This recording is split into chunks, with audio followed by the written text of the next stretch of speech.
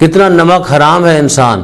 کہ ایک عام بندہ اس کو 30,000 40,000 روپے دیتا ہے، اس کے دروازے پہ 3-4 چکر لگاتا ہے، وہ طاقتور بھی نہیں ہے، اس نے فوت ہو جانا کچھ عرصے بعد، ہو سکتا ہے اس کو اسی ادارے سے نکال دیں۔ مثلا میں ادھر ہوں، ہو سکتا ہے مجھے کہیں قبلہ صاحب آپ چلے جائیں، تو کیا میں رہوں گا ادھر؟ چلا جاؤں گا۔ یعنی میرے پاس آنا اور اسی 30,000 40,000 کے لیے، تو کبھی سوچا ہے کہ بندہ خدا کے پاس کیوں نہیں جاتا، اللہ کے پاس کیوں نہیں جاتا؟ اتنا صاحب تقویٰ ہو جائے، یعنی جس کے پاس آپ کام کرتے ہیں اس کو بھی آپ کو دیکھ کے خوف آنے لگ جائے کہ یار یہ تو بہت بڑا نیک بندہ ہے،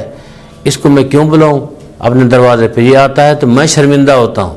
یہ تو مجھ سے بھی زیادہ مقدس ہے، مجھ سے بھی زیادہ نیک ہے، مجھ سے بھی پہلے مسجد میں بیٹھا ہوتا ہے، یہ تو نماز شب پڑھ رہا ہوتا ہے، یہ تو تہجد کا پابند ہے، میں تو شاید پڑھتا نہیں ہوں۔ تو انسان کو پھر اپنے آپ سے خوف آنا، علیکم السلام، خوف آنا شروع ہو جاتا ہے جب بندہ صاحب تقویٰ، پھر وہ ملازم نہیں رہتا، پھر عالی مدارج کے اوپر فائز ہو جاتا ہے۔ کئی ایک لوگ ہم نے دیکھے جو عام لوگ تھے،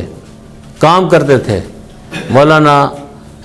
غلام شبیر نجفی جو کہ مولانا سبطین کاظمی صاحب کے والد ہیں، یہ جلال پور میں آئے تھے کام کرنے کے لیے، منشی کے طور پر، جو چیزیں اٹھا کے دیتے ہیں کھانے پینے کے، جیسے قاری صاحب کام کر رہے ہوتے ہیں، وہاں آئے یہ کام کرنے کے لیے، لیکن بہت صاحب تقویٰ تھے۔ پھر آہستہ آہستہ پڑھنا بھی شروع کر دیا،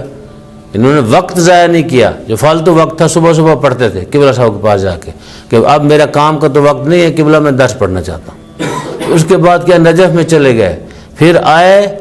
انہوں نے پھر اپنے شاگرد پیدا کیے۔ میں وہاں گیا تھا مولانا اظہر حسن خان صاحب کے بیٹے کی تعزیت کے لیے، تو انہوں نے فرمایا کہ اسی گاؤں میں انہوں نے پھر مدرسہ بنایا، پیش نماز بند کیا ہے، تو علماء 3-4 کا نام لیا، ان کے شاگرد تھے۔ ایک بندہ منشی کا کام کرنے گیا تو ایک عالم دین جو علم کا پہاڑ تھے، استاد العلماء، وہ ان کے لیے ان کا احترام کرتے تھے،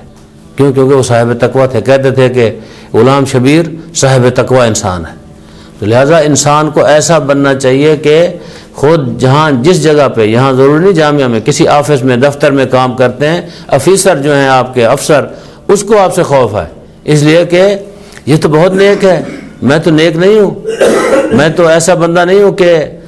جو اچھے کام کرتا ہوں، میں تو رشوت لے رہا ہوں، میں غلط کام کر رہا ہوں، میں نماز نہیں پڑھتا، میں جھوٹ بولتا ہوں، میں لوگوں پہ ظلم کرتا ہوں، لیکن تو یہ تو بہت نیک آدمی ہے، اب میں اس کو اگر ڈانٹوں گا تو ہو سکتا ہے اللہ اور ناراض ہو جائے،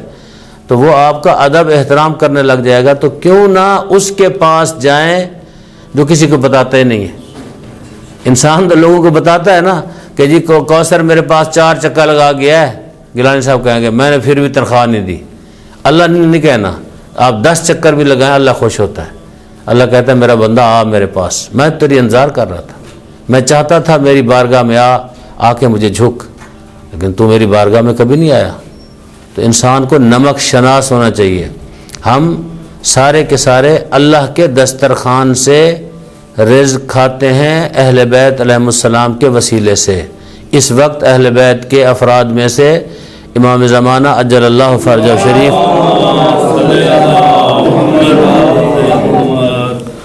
موجود ہیں، ان کے وجود کی وجہ سے ہمیں رزق مل رہا ہے۔ اس کے بعد سیدہ سلام اللہ علیہ فرماتی ہیں کہ اس طرف متوجہ ہو، قدرت کا اظہار ہو، بندے اس کی بندگی کا اقرار کریں۔ متوجہ ہونے کے بعد کیا ہوگا؟ قدرت کا اظہار ہو، یعنی پروردگار کی قدرت طاقت کا اظہار ہو، اور بندے اس کی بندگی کرنے لگیں، یعنی بندے جھک جائیں اللہ کی بارگاہ میں، اللہ کے بندے بن جائیں، بندے کے بندے نہ بنے۔